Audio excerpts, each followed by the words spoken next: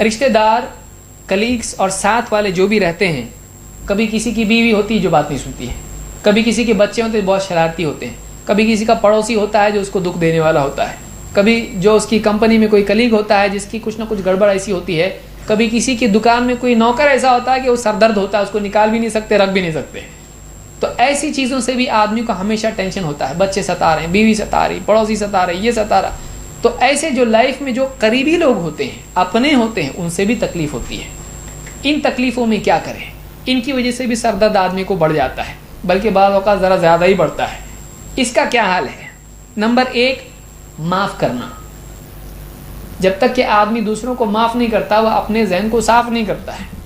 اس لیے لوگوں کی غلطیوں پر، جیسے مثلا بچے نے کوئی غلطی کی، بیوی نے کوئی غلطی کی، اتنا غصے میں آ گیا، اس کو طلاق دے دیا. ارے گلاس پھوڑا اس نے، کھانا صحیح نہیں بنایا، طلاق اس کو ایک دم.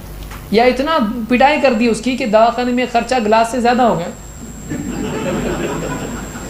گلاس پھوٹا تھا، ٹھیک ہے، گلاس تو جڑا نہیں مارنے سے، لیکن اب کیا ہو گیا، ہڈی بھی ٹوٹ گئی، اس کا خرچہ ایکسٹرا.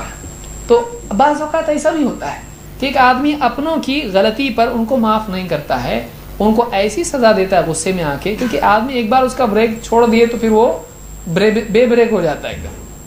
وہ گاڑیوں پہ لکھا ہوتا ہے کہ آپ سفر میں کریں، گاڑیوں کے ٹرک کے پیچھے دیکھیں، من کا بریک اتم بریک.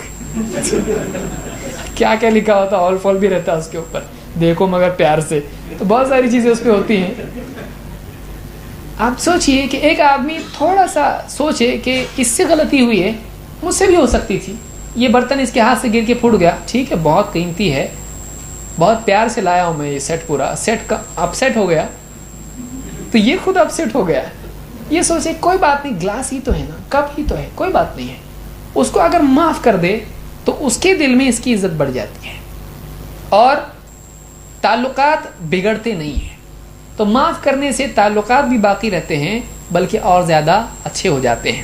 اللہ تعالیٰ فرماتا ہے وَلْيَعْفُوا وَلْيَصْفَحُوا، ایمان والوں کو چاہیے کہ وہ دوسروں کو معاف کریں اور ان کے ساتھ درگزر کریں، ان کو چھوڑ دیں، مطلب نظر انداز کر دیں. کیوں؟ اللہ تعالیٰ فرماتا ہے اَلَا تُحِبُّونَ أَن يَغْفِرَ اللَّهُ لَكُمْ، کیا تم یہ پسند نہیں کرتے ہو کہ اللہ تم کو معاف کرے؟ وَاللَّهُ غَفُورٌ رَحِيمٌ، اور اللہ بڑا مغفرت کرنے والا، رحم کرنے والا ہے. تم ایسے اللہ کو مانتے ہو جو مغفرت کرتا ہے، گناہ معاف کرتا ہے، رحم کرتا ہے، تم خود وہ رحم والے نہیں ہو، تم خود لوگوں کو معاف نہیں کرتے. تم چاہتے ہو تمہاری غلطیاں اللہ معاف کرے اور تم دوسروں کی غلطی معاف کرنے کے لیے تیار نہیں. جو تم دوسروں سے اللہ سے ایکسپیکٹ کر رہے ہو، خود کیوں نہیں کر رہے ہو؟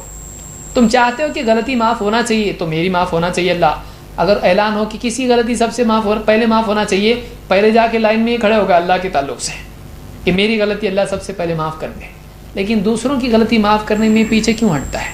اس کو بھی چاہیے کہ دوسروں کی غلطی معاف کر دے. جب آدمی دوسروں کو معاف کرتا ہے، فلانا میرا دشمن ہے، معاف کر دیا، دل ہلکا ہو جاتا ہے. جب تک معاف نہیں کرتا اس کو پاؤں سے باندھ کے رکھے ہوئے ہے، گھسیٹتے گھسیٹتے جہاں بھی چل رہا ہے اس کے ساتھ جا رہا ہے. لیکن جب آدمی معاف کر دیتا ہے تو گویا کہ اپنے پاؤں میں سے وہ ناٹ کھول دیتا ہے.